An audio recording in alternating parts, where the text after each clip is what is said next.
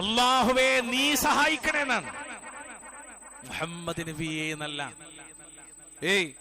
മുഹീദ്ദീൻ ശൈഖേ എന്നല്ല, അല്ലാഹുവേ നീയാകണമെന്നാണ്.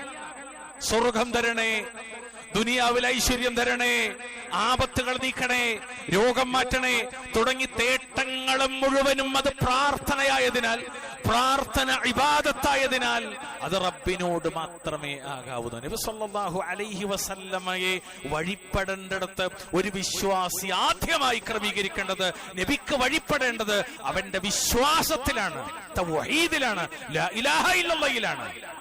അത് ക്രമീകരിക്കാത്തവന്റെ ജീവിതം ബാത്തിലാണ്.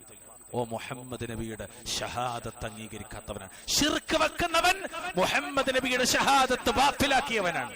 അത് ക്രമീകരിക്കാത്തവനാണ്, അതിൽ താളം തെറ്റിയവനാണ്. ഒരിക്കലും പടപ്പുകളോട് പാടില്ലെന്നാണ്. നിങ്ങൾ ആലോചിച്ചോക്കൂ, മിനിഞ്ഞാന്ന് രാത്രി മുതൽ കേരളത്തിലെ ഒട്ടുമിക്ക പള്ളികളിലെയും മിനാരങ്ങളിൽ നിന്ന് കേൾക്കുന്നത് മുഴുവനും മുഹമ്മദ് നബിയോടുള്ള വിളിച്ചുതേട്ടങ്ങളാണ്, മുഹമ്മദ് നബിയോടുള്ള പാപമോചന തട്ടങ്ങളാണ്, മുഹമ്മദ് നബിയോടുള്ള സഹായാർത്ഥനകളാണ്. ഈ സഹായാർത്ഥനകൾ മുഴുവനും മുഹമ്മദ് നബി സല്ലല്ലാഹു അലൈഹി വസല്ലമക്കെതിരാണ്. വല്ലാഹുൽ മുസ്തആൻ. ഒരിക്കലും പ്രിയമുള്ളവരെ, ഈ നബി സല്ലല്ലാഹു അലൈഹി വസല്ലമ സ്വഹാബത്തിന് നൽകിയ ഈ ഉപദേശത്തിനെതിരായ ഒരു ജീവിതം നമുക്കുണ്ടാകരുത്. കാരണം എന്താ? അത് മഹാപാപമാണ്, ശിർക്കാണ്. അല്ലാഹു പറഞ്ഞില്ലേ, വമൻ യുശ്രിക ബില്ലാഹി ഫഖദ് ضل ضلالا بعيدا. ആരല്ലാഹുവിനോട് പങ്കു ചേർക്കുന്നുവോ അവൻ ബഹുദൂരം പഴച്ചു പോയിരിക്കുന്നു എന്നാണ്. അല്ലാഹു തആല കാത്തിരക്ഷിക്കുമാറാകട്ടെ. അതുകൊണ്ട് നമ്മുടെ ജീവിതത്തിൽ എല്ലാ കാര്യം അല്ലാഹുവിനോട് മാത്രമാകണം.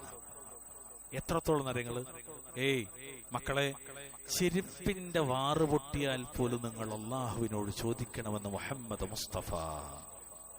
അള്ളാഹുവിനോട് മാത്രമേ ആകാവുന്നതാണ്. ജീവിതത്തിൽ തേട്ടങ്ങളെല്ലാം റബ്ബിനോടേ പാടുള്ളൂന്നാണ്.